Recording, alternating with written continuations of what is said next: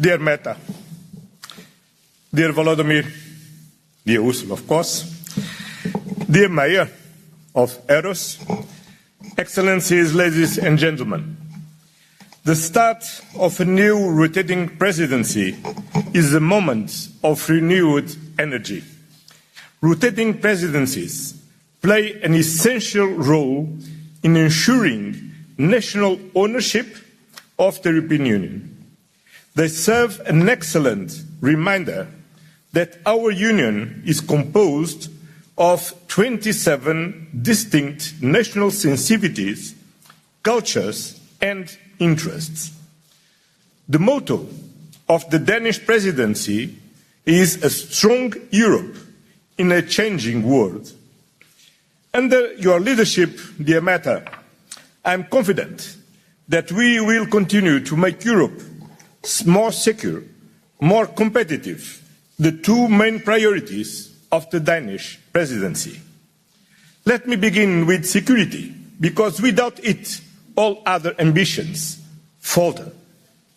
A secure Europe is not a slogan, it is a duty to protect our citizens, uphold our values and defend our future. NATO is indispensable.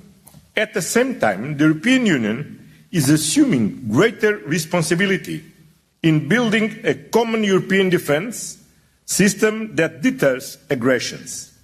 That is why we are working hard to achieve defence readiness by 2030, boosting our capabilities, investing better collectively, more rationally and efficiently, combining different financial tools.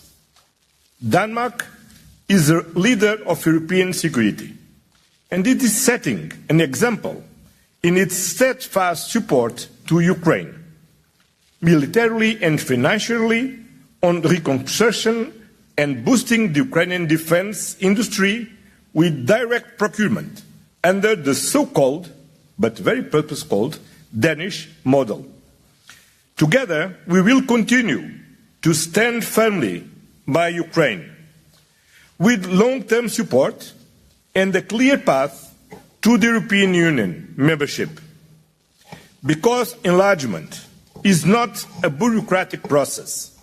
It is a strategic investment in peace, stability, and our shared European future. In fact, it is the European Union's best geopolitical investment. And I know we can count on the Danish presidency to push forward the negotiations with Ukraine and also Moldova and the 6 Western Balkans countries. The second pillar of your presidency is economic competitiveness. Both pillars reinforce each other.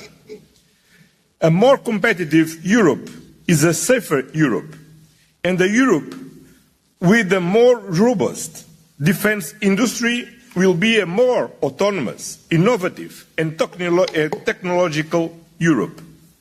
Indeed, we need an European Union that leads in innovation, delivers prosperity and good quality jobs, and attracts talent. Trade is a fundamental component of this effort. That is why the European Union needs to continue its ambitious fair trade agenda with partners all over the world. The core of our economic strength, the European Union's economic superpower, is the single market. But it must be modernized and deepened.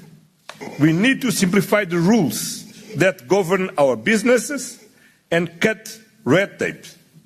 We are doing that already, and we need to redouble our efforts. Competitiveness and green transition, as you said, are two sides of the same coin. Actually, the green transition is Europe's chance to lead, to create clean jobs, attract investments and reinforce our energy security and our economic resilience.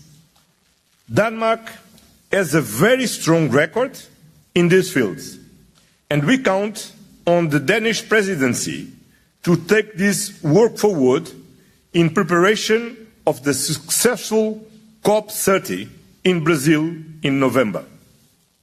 In a nutshell, we need to invest in defense to ensure peace. We need a more competitive Europe to ensure prosperity for our citizens, leaving no one behind. And we need to fight climate change to preserve our existential security. All three of these priorities are interconnected. To deliver on all of them, we must prepare a long-term budget that matches our ambitions. A budget that equips us to act decisively, together, as Europe, in the more volatile world. Advancing the budget discussion will be a key task for the Danish presidency, ahead of a leaders' discussion in December. These tasks will require skillful and creative negotiations. And who better than Denmark, global leaders in creative design and architecture, to take them forward. Dear friends, excellencies, as the Danish philosopher Søren Kierkegaard once said, life can only be understood backwards, but it must be lived forwards. Today, as we look ahead, we must also learn from Europe's past, a past that tells us that solidarity and cooperation is our greatest strength, a past that tells us that our common future depends on our determination. And I know, dear Meta, that determination is your middle name. In Aarhus, where democracy, climate leadership, and openness interest, it is fitting to reaffirm our shared commitment to a European Union that protects, to an European Union that prospers, to an European Union that leads. Together with you, Mette, with you, dear Ursula, I'm sure we will be a Team Europe that delivers for our citizens. Thank you and best wishes for a successful Danish presidency. Thank you.